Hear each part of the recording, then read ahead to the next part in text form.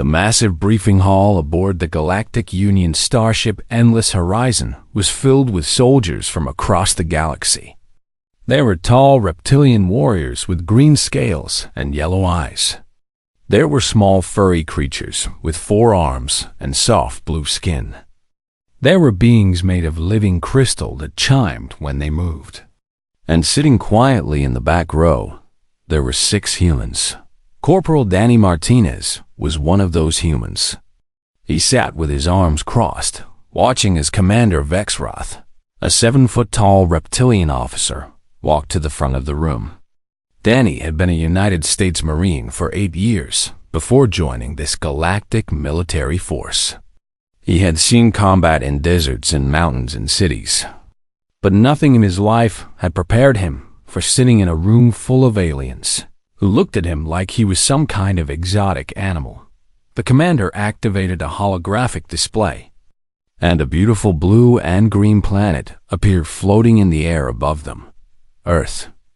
Danny felt a small pull in his chest at the sight of his home. Today we will discuss the humans and their homeworld, Commander Vexroth announced. His deep voice was translated through small devices in everyone's ears. This information is critical for anyone who will serve alongside human forces or travel to their planet.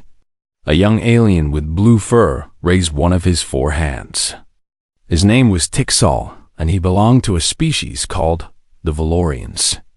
Commander, I have heard stories about Earth. Is it true that the planet is extremely dangerous? Vexroth nodded slowly. Earth has been officially classified as a Class 7 death world. Only 12 planets in the entire known galaxy have received this classification. It means the planet is considered hostile to most forms of life. A wave of nervous sounds passed through the room. Danny glanced at the other humans nearby. Private Amy Lawson caught his eye and gave him a small smile. Sergeant Kevin Brooks just shook his head slightly. Let me show you why Earth received this classification, Vexroth continued. Computer, display Earth predators. The hologram changed to show a massive creature with orange and black stripes. Its mouth was open, showing teeth as long as Danny's fingers. This is called a tiger, Vexroth said. It weighs as much as 3 adult Valorians. It can run faster than most vehicles. These creatures roam freely in certain areas of Earth, and humans live nearby without any protective barriers.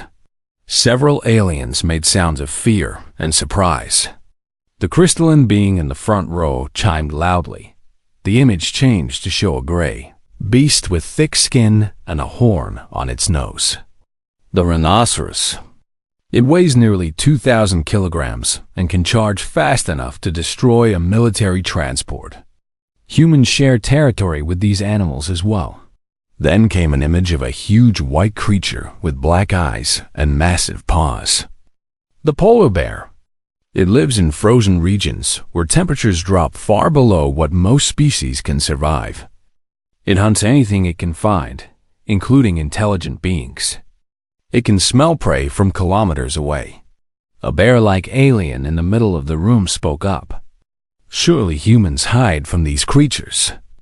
They must have built walls or shields. No, Vexroth replied. Humans lived alongside these predators for thousands of years before they developed advanced technology. They hunted these creatures with weapons made from wood and stone. They wore the skins of dead predators as clothing. The room fell completely silent. But we have not yet discussed Earth's most dangerous creatures, Vexroth said. He almost seemed to enjoy the fear he was creating. The large predators are frightening, yes. However, they're not what kills most humans. The hologram zoomed in dramatically until it showed something tiny. It looked like a small flying insect with a long needle for a mouth. This is a mosquito, Vexroth said quietly. Tixel looked confused. Commander, this creature is smaller than my smallest finger. How can it be dangerous? Because this creature has killed more humans than every predator on Earth combined. This tiny insect carries diseases. It bites humans and injects sickness directly into their blood. One disease alone, called malaria, has killed approximately half of all humans who have ever lived. Danny watched the aliens react to this information. Several of them looked at the humans with what appeared to be horror. Others simply stared at the hologram as if they could not process what they were hearing. The current estimated death toll from mosquito-carried diseases throughout human history is over 50 billion individuals, Vexroth continued. And yet humans continue to live in areas where these insects are common. They do not seal their homes. They do not wear protective suits. They simply accept the risk. The crystalline being spoke up, its voice like ringing bells. This is madness. Why do they not exterminate these creatures? They have tried. They continue to try. But the insects adapt and survive. Vexrath changed the image to show a coiled snake with diamond patterns on its scales. Earth also hosts over 600 species of venomous snakes.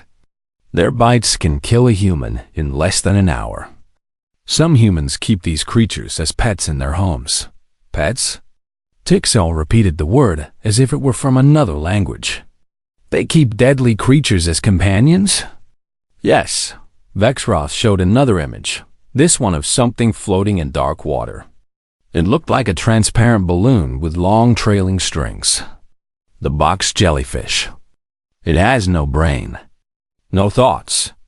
It simply drifts through the ocean, and anything that touches its tentacles dies almost instantly. The venom stops the heart and destroys cells throughout the body. And humans swim in these oceans? Asked the bear-like alien. They do. For fun. They call it recreation. Danny could not hold back a small laugh. He had grown up in Montana, where bears and mountain lions and rattlesnakes were just part of life. He had never thought of his childhood as unusual. Vexroth's yellow eyes fixed on Danny. Something amusing, Corporal? Danny stood slowly. No, sir. Just thinking about home. Perhaps you would like to share what you find so ordinary about growing up surrounded by deadly creatures? Danny looked around at the room full of aliens staring at him. These soldiers were supposed to be his allies, his future squad mates. And they were looking at him like he was some kind of monster. Permission to speak freely, sir? Vexrath nodded. Danny took a breath. Everything you said is true, Commander. Earth is dangerous. But I think you are showing my colleagues the wrong picture. You are showing them what our planet does to us. You are not showing them what it made us become. The room was completely silent. Every alien eye was fixed on Danny. May I continue, sir? Vexrath gestured toward the front of the room. By all means, Corporal. Come and educate us. Danny walked past rows of alien soldiers, feeling their stares like physical weight on his shoulders. He had faced enemy fire without flinching. But somehow, this felt different. This felt like he was about to explain something that he had never needed to put into words before. Something that every human understood without being taught. What it meant to be from Earth. What it meant to be human. Danny Martinez stood at the front of the briefing room, facing nearly 200 alien soldiers. The holographic display behind him still showed the box jellyfish, its deadly tentacles floating in dark water. He reached over and turned it off. Commander Vexroth showed you the things on Earth that can kill humans, Danny began. His voice was calm and steady, the same voice he had used to lead men through firefights. But he left out the most important part of the story. He left out what we did about it. The aliens watched him with expressions he could not fully read. Fear, curiosity, something that might have been respect. Yes, there are tigers on Earth. Big, fast, deadly. They have claws that can tear through metal and teeth that can crush bone. Danny paused. So we hunted them. Thousands of years ago, when we had nothing but pointed sticks and rocks, we organized into groups and we hunted them. We wore their skins to keep warm. We used their bones to make tools. Tixal, the young Valorian, leaned forward in his seat. His forearms were wrapped tightly around himself. You killed them with sticks? Tixal asked. We killed everything with sticks, Danny said. Bears, wolves, mammoths, which were like massive furry elephants. We did not have claws or fangs or armor. We did not have venom or speed. We had two things that nothing else on Earth had. We had patience. And we had each other. He began walking slowly across the front of the room, the way he had seen his drill instructors do years ago. Humans are not the strongest creatures on Earth. We are not the fastest. We cannot fly. We cannot breathe underwater.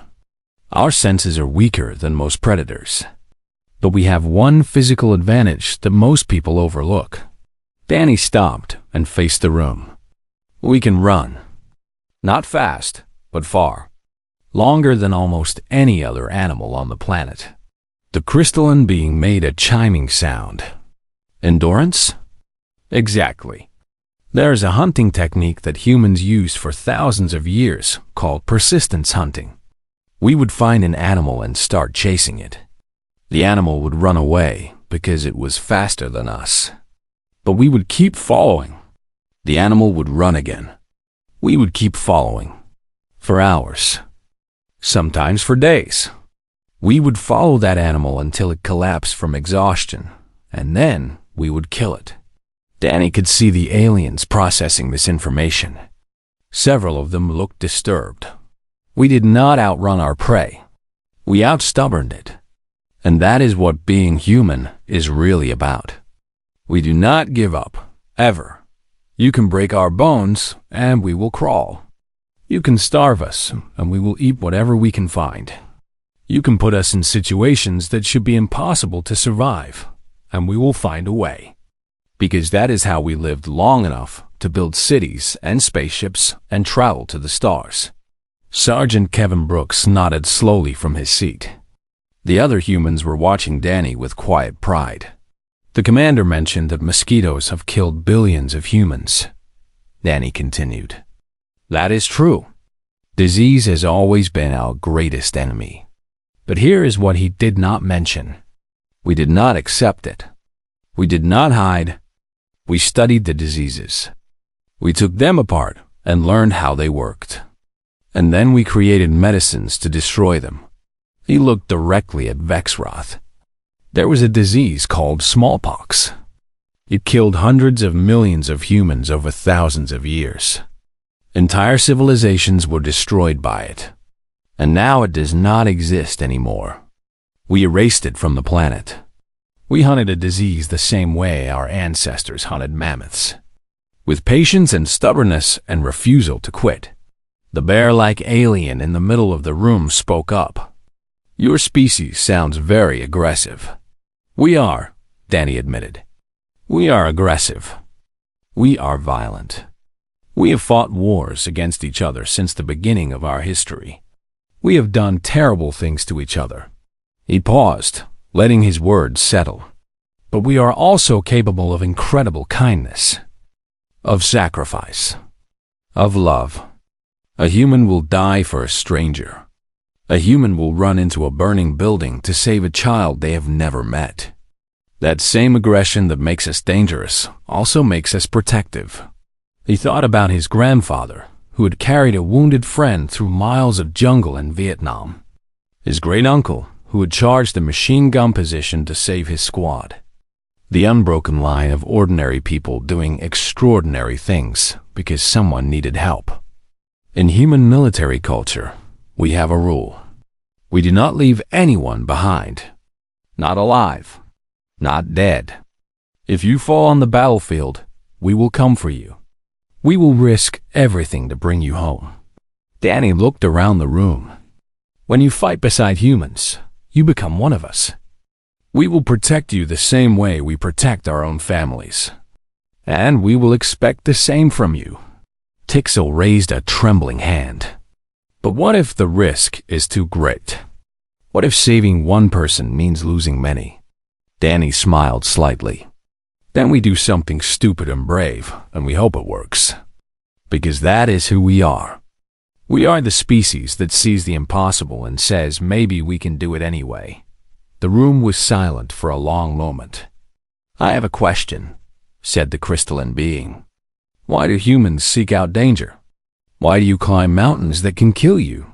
Why do you explore oceans that can crush your vessels? Why do you not simply stay safe? Danny considered the question carefully. Because safety is not living. Surviving is not the same as being alive. We climb mountains because they are there.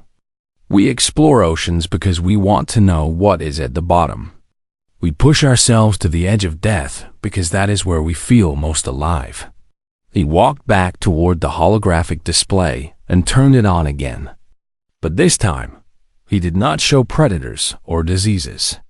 He showed a picture of Earth from space, blue and green and swirling with white clouds. That is my home, Danny said quietly. It has spent 4 billion years trying to kill everything that lives on it. Volcanoes, ice ages, asteroid impacts, plagues, and yet life keeps going. Life refuses to quit. Humans are just the latest example of that stubbornness. He turned off the display and faced the room one final time. You wanted to know what makes humans dangerous. The commander thought it was our planet, the creatures we survived. But that is only part of it. What makes us dangerous is that we learned from our planet. We learned that anything can be overcome if you refuse to stop fighting. We learned that fear is just information, not a command. We learned that the impossible is just something that has not been done yet. Danny walked back to his seat and sat down. The room remained silent. Commander Vexroth stepped forward, his expression unreadable. Thank you, Corporal Martinez. I believe you have given your fellow soldiers much to think about.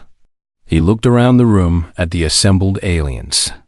All of whom were staring at the 6 humans with new eyes.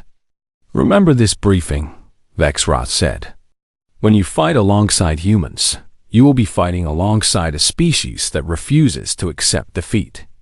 They will expect you to match their determination. They will push you harder than you have ever been pushed. And if you earn their loyalty, they will die for you without hesitation. The briefing ended, but Danny could feel that something had changed. The aliens who filed out of the room looked at the humans differently now. Not with fear or curiosity, with something that looked like hope. 6 months had passed since the briefing. Danny Martinez crouched behind a crumbling wall on a planet called Varix Prime, his rifle pressed against his shoulder. The sky above was orange with smoke from burning buildings. The ground shook with distant explosions. The enemy had come without warning. The Void Collective, an ancient machine intelligence that converted living beings into mindless drones. They had attacked the colony at dawn, swarming through the streets like metal insects. Thousands of colonists were already dead or worse. Danny's squad was pinned down in what had once been a school. The walls were scarred with blast marks. The floor was covered with broken glass and debris. Somewhere outside, he could hear the mechanical footsteps of approaching drones. Martinez. Status report. Sergeant Kevin Brooks' voice crackled through Danny's earpiece. Holding position in the eastern building. Got Tixel and Private Lawson with me. Hostiles closing from the north and west. Copy that. Evac shuttle is 15 minutes out. Hold your position. Danny looked at his companions. Amy Lawson was reloading her weapon, her hands steady despite the chaos around them. Tixel was pressed against the wall beside him, all 4 arms wrapped around his rifle. The Valorian's blue fur was dark with dust and something that might have been blood. You okay? Danny asked him. Tixel's large eyes met his. I watched them take Private Gray. She was screaming. And then she just stopped. Her eyes went empty. They turned her into one of them. Danny felt the news like a physical blow. Lisa Gray had been 22 years old. She had joined the Galactic Union forces because she wanted to see the stars. Now she was gone, or worse than gone. "We mourn later," Danny said, keeping his voice steady. "Right now, we survive." "How?" Tixal's voice cracked. "There are hundreds of them. We are only 3. 3 is enough." Danny moved to the window and looked outside. He could see at least a dozen drones moving through the street, their converted bodies gleaming with metal implants. They had been people once. Valorian, Strachna, even a few humans. Now they were just weapons. "Lawson, you see that fuel tank on the corner?" Amy moved to his side and followed his gaze. "The big one?" "Yeah, I see it. When I give the signal, put 3 rounds into it. That should slow them down. And then what?" "Then we run." The drones were getting closer. Danny could hear their mechanical voices now, speaking in the collective's cold, synthesized language. They moved with terrible precision, checking every building, every hiding spot. Danny raised his hand. "Ready. Now." Amy fired. The shots punched through the fuel tank, and for a moment nothing happened. Then the tank exploded in a ball of orange flame, engulfing the nearest drones and sending the others stumbling backward. "Move!" Danny grabbed Tixal Air's arm and pulled him toward the back of the building. They burst through a door into an alley, Amy right behind them. They ran. Danny's boots pounded against broken pavement. He could hear more drones converging from other streets, drawn by the explosion. His heart was racing, but his mind was clear. This was what he had trained for. This was what he was made for. They turned a corner and nearly ran straight into a group of drones. Danny fired without thinking, his rifle spitting death at the machines. 2 went down immediately.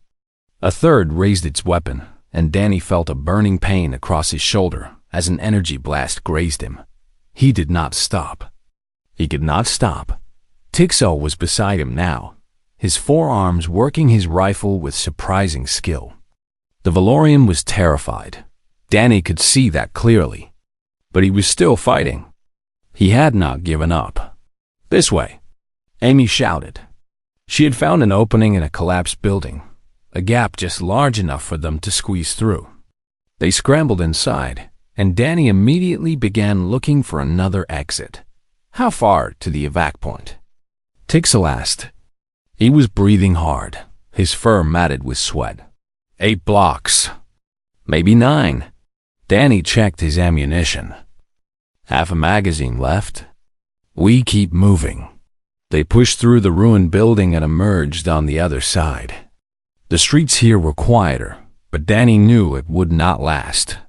The collective was everywhere. They had covered 3 more blocks when Tixal went down. Danny heard the shot and spun around. The Valorian was on the ground, clutching his side where an energy blast had burned through his uniform. Blue blood was spreading across the pavement. Amy dropped to one knee beside him, trying to stop the bleeding. "He's hit bad, Danny. Real bad." Tixal's eyes were glazed with pain. "Leave me," he gasped. "You said it yourself at the briefing. Humans survive. I am just slowing you down. Go." Danny looked at the Valorian. Then he looked at the evac point, visible now in the distance. He could see the shuttle descending through the smoke. He could see other members of his squad converging from different directions.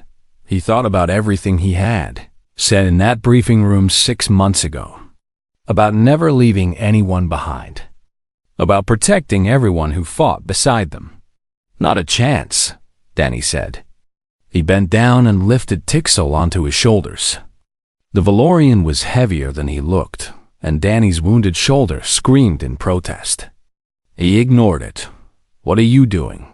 Tixal cried out. "I am not human. Your rules do not apply to me. You fought beside us. That makes you one of us." Danny started moving toward the evac point. "Now shut up and hold on." They ran through the final blocks with drones closing in from every direction. Amy provided covering fire, her rifle never stopping. Danny's legs burned. His shoulder was on fire. Tixel was growing heavier with every step. He did not stop. They reached the landing pad, just as the shuttle touched down. Hands reached out to pull them inside. Danny collapsed onto the deck, Tixel still clutched in his arms. "Martinez! Are you hit?" Sergeant Brooks was there, his face streaked with dirt and blood. "I'm fine. Tixel needs a medic." Maria Santos was already working on the Valorian, her medical training taking over. "He's stable. The wound is serious, but not fatal. He's going to make it." The shuttle lifted off, leaving the burning colony behind. Danny lay on his back, staring at the metal ceiling, breathing hard. Tixel's hand touched his arm. The Valorian's voice was weak but clear. "You carried me. You could have died." "Yeah. Why?" Danny turned his head to look at his friend. Because that was what Tixel was now. Not just a squad mate. A friend. "Because that is who we are," Danny said. "That is who we have always been." The shuttle rose through the smoke into clear sky. Behind them, the colony burned. Ahead of them, there was more war to fight, but they were alive. They were together, and they were not done yet. 2 years had passed since Varix Prime. The war against the Void Collective had spread across the galaxy like a plague, consuming everything in its path. Worlds burned. Species fell. The collective grew stronger with every being it converted. Danny Martinez was no longer a corporal. He was a captain now, leading a mixed unit of humans and aliens that had become one of the most effective fighting forces in the Galactic Union military. They called themselves the Mongrels, a name that had started as an insult from a superior officer who did not approve of mixed species units. They had made the name their own. Danny stood on the bridge of their assault ship, the Relentless, watching a holographic map of the Kethron system. The collective had established a major processing facility on the system's third planet. Intelligence reports estimated that over 1 million captured beings were being held there, waiting to be converted into drones. "It's a trap," said Tixel. The Valorian had changed in the past 2 years. The fear that had once filled his eyes was gone, replaced by a hard determination that Danny recognized. He had seen it in the mirror. "Of course it's a trap," Danny replied. "They know we'll come for the prisoners. They're counting on it. Then why are we going?" "Because there are 1 million people down there who need our help." Danny turned to face his friend. "You remember what I told you on Varix Prime? About how we don't leave anyone behind. I remember you carrying me 1/2 kilometer with a hole in your shoulder. This is the same thing, just bigger." The briefing room filled with the rest of the Mongrels. Amy Lawson, now a lieutenant, led a squad of human and Krixvar soldiers who had earned a reputation for impossible infiltrations. Nate Hughes, recovered from his wounds on Varix Prime, commanded their heavy weapons teams. Maria Santos had become their chief medical officer, saving lives under fire so many times that the aliens had started calling her the Death Cheater, and there were others. Krathvik, a Drachno warrior whose entire original unit had been killed in the first year of the war. He had been adopted by the Mongrels and had become one of their most valuable fighters. Zixara, a crystalline being from the front row of that long-ago briefing, who had taken Danny's words to heart and had transformed herself into a fearless soldier. They had all changed. The war had changed them. "Here's the situation," Danny began. "The collective has 1 million prisoners on Kethron. 3. Our mission is to get them out before the conversion process is completed. We have approximately 18 hours before the first batch of prisoners becomes drones." He gestured at the holographic map, zooming in on the planet's surface.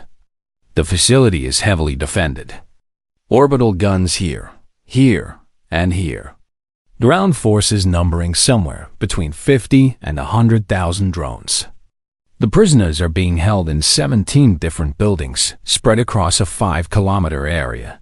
Impossible, said a young Valorian named Paxil. He had joined the unit 3 months ago and had not yet learned to stop using that word. Nothing is impossible, Amy replied. Just difficult. Danny nodded. The Union is committing everything to this operation. 12 assault carriers, 200,000 ground troops, full orbital support once we knock out those guns. He looked around the room. But someone needs to go in first and disable those guns before the fleet arrives. That's us. Of course it is, Tixel muttered. We drop in 12 hours. Stealth insertion through the northern hemisphere. 3 teams. Team 1 takes the western guns. Team 2 takes the eastern guns. Team 3 provides distraction and covers our extraction. Danny paused. Any questions? Krathvik raised a scaled hand. What is our survival probability? Low, Danny admitted. But that's never stopped us before. The Drachmer made a sound that might have been a laugh. Good. I was worried you were getting soft, Captain. They spent the next 12 hours preparing. Weapons were checked and double-checked. Armor was fitted. Last messages were recorded and stored, just in case. Danny walked through the ship, talking to his soldiers, making sure they were ready. He found Maria Santos in the medical bay, organizing her supplies. You know, this is probably suicide, right? She said without looking up. Probably. And you're doing it anyway. 1 million people, Maria. We can't just leave them. She stopped working and met his eyes. You know, when I signed up for this, I thought you humans were crazy. All that talk about never giving up, about refusing to accept defeat. I thought it was just words. And now? Now I think you're still crazy. But I also think maybe crazy is what the galaxy needs right now. She returned to her work. Just try not to get killed. I'm tired of patching you up. Danny smiled. I'll do my best. The drop came 12 hours later. The mongrels fell through Catherine's atmosphere in small stealth pods, invisible to the collective's sensors. Danny felt the familiar rush of adrenaline as his pod shook and rattled through the turbulent descent. They landed in a forest of black trees with silver leaves. The air was thin and cold, and Danny could see his breath forming clouds in front of his face. His team assembled quickly. Tixol, Amy, Krathvik, and 8 others. Team 2, status? Danny whispered into his comm. On the ground and moving, came the reply. Nate Hughes' voice was calm and steady. Team 3? Ready to cause some trouble. That was Zixara. Despite being made of crystal, she had developed a talent for explosions. Execute on my mark. Danny checked his weapon one final time. 3, 2, 1, mark. They moved through the silver forest like ghosts. Danny had trained his people well, and they had trained each other. Humans taught aliens how to push through exhaustion. Aliens taught humans how to move silently through unfamiliar terrain. Together, they had become something greater than any single species could be. The western gun emplacement appeared through the trees. It was massive, a tower of black metal that reached toward the sky. Danny could see drones patrolling around its base, their converted bodies moving with mechanical precision. Tixel, take the left flank. Amy, right. Everyone else on me. Danny raised his weapon. Quiet and fast. No alarms. They struck like lightning. Drones fell before they could react, their metal bodies crashing to the ground. Danny moved through the chaos with practiced efficiency, his rifle finding target after target. Beside him, Tixel moved with all 4 arms working independently, covering angles that a human could never manage. They reached the base of the gun tower in under 2 minutes. Amy was already working on the door, bypassing the lock with equipment that human engineers had never designed, but had quickly learned to use. We're in, she announced. They climbed the tower, eliminating drones as they went. Danny could hear explosions in the distance as Team 3 began their distraction. The collective would be mobilizing now, sending reinforcements. They were running out of time. They reached the control room at the top of the tower. Danny planted the charges while Tixall covered the door. Team 2, status? Charges set. Ready to blow, on my count. Danny armed the detonator.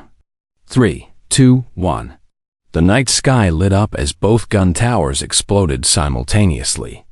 Danny felt the tower beneath him shudder and begin to tilt. Move! He shouted. They ran. The tower was collapsing around them. Danny grabbed a young Krixvar soldier who had frozen in fear and dragged him toward the emergency exit. They jumped through a window just as the tower came apart, falling into darkness, hoping the emergency thrusters in their armor would activate in time. Danny hit the ground hard, but alive. Around him, his team was picking themselves up, checking for injuries. Everyone okay? One by one, they reported in. A few cuts and bruises. Nothing serious. Above them, the sky was filling with Galactic Union ships. The invasion had begun. 1 million prisoners would be saved. Danny looked at his team. Humans and aliens, all of them battered and exhausted, all of them still standing. Good work, he said. Now let's go help with the rescue. They moved toward the prison facility, ready to fight again. Ready to save whoever needed saving, because that was what they did. That was who they had become. The war ended on a day that no one had expected it to end. Danny Martinez stood on the observation deck of the Galactic Union flagship Victory's Dawn, watching the wreckage of the collective's central hub drift through space.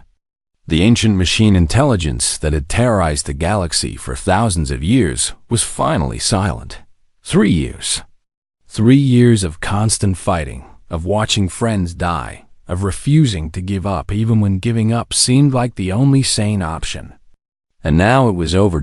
Danny barely recognized himself in the reflection on the observation window. His hair had gone gray at the temples. New scars crossed his face and arms. He was 34 years old, but he felt ancient. Tixall appeared beside him, moving quietly despite his size. The Valorian had changed as much as Danny had. His blue fur was now streaked with white, and he carried himself with the quiet confidence of a veteran warrior. I've been thinking about that briefing, Tixall said. The one where Commander Vexrath warned us about Earth. Danny smiled faintly. That feels like a lifetime ago. It was. For both of us. Tixall turned to face Danny. He got it wrong, you know. Vexrath. He completely missed the point. How so? He showed us tigers and mosquitoes and poison snakes. He showed us statistics about death and disease.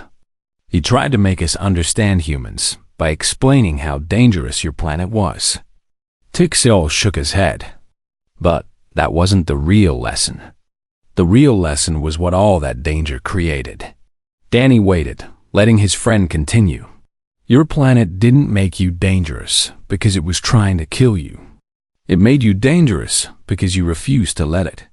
Every generation of humans faced extinction, and every generation looked at that extinction and said no. Not today. Not ever.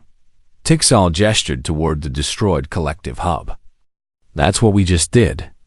The collective should have won. They had superior numbers, superior technology, thousands of years of experience. And we said no anyway. Danny thought about all the soldiers who had fallen during the war. Kevin Brooks, who had held a choke point for 2 hours so that civilians could escape. Maria Santos, who had run into a burning hospital to save wounded prisoners during the Catherine rescue. Hundreds of others, humans and aliens alike, who had given everything they had. It wasn't just us, Danny said quietly. It was everyone who fought beside us. That's my point. Tixall's voice was intense. Before this war, we thought humans were the stubborn ones, the ones who refused to quit. But we learned from you.